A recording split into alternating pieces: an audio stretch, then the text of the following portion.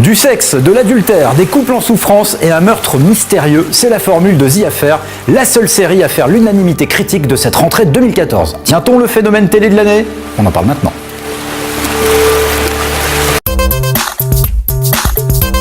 Bon, alors, autant la semaine dernière, on a bien rigolé avec Under the Dome, autant là, terminer le Happy Face, plus question de se marrer avec The Affair, série de la chaîne câblée Showtime, dont chaque épisode est actuellement diffusé en exclu sur Canal+ Série, 48 heures après les États-Unis.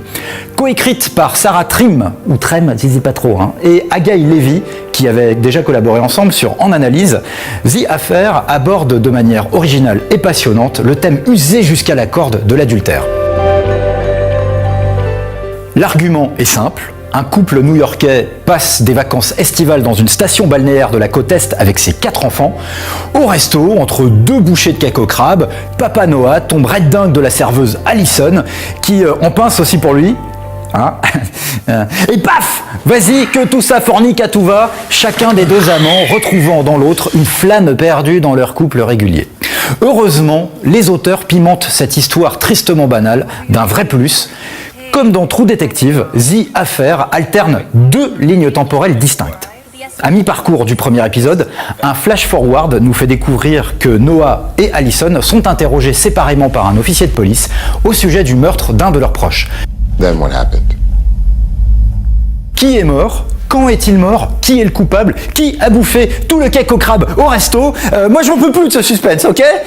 Encore plus intéressant. Et là, The Affair pousse très loin la sophistication de son écriture. Chaque épisode est divisé en 2 parties distinctes. Noah puis Allison racontent chacun leur tour leur propre version des événements survenus pendant cet été meurtrier.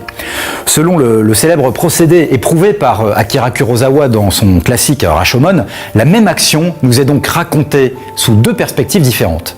Et c'est ce qui fait tout le sel de The Affair, titre à double sens, The Affair le meurtre et The Affair l'adultère. Les différences entre les récits respectifs de Noah et Allison renouvellent complètement l'exercice de la narration à la Rashomon. Les auteurs vont très loin dans les détails, y compris vestimentaires, qui illustrent le gouffre qui sépare la façon dont Noah et Allison voient les circonstances de leur rencontre. Le téléspectateur est invité à scruter toutes ces différences comme autant d'indices sur l'état mental respectif des 2 amants, sans savoir où se situe la vérité. C'est un vrai jeu de piste et une narration manipulatrice virtuose qui n'est pas sans rappeler le dernier film de David Fincher, Gone Girl. Les audiences ont l'air de suivre pour l'instant sur Showtime et la bulle du buzz est incontestablement là. J'ai envie de dire pour conclure, The Affair, une affaire à suivre. T'as compris, Tonio?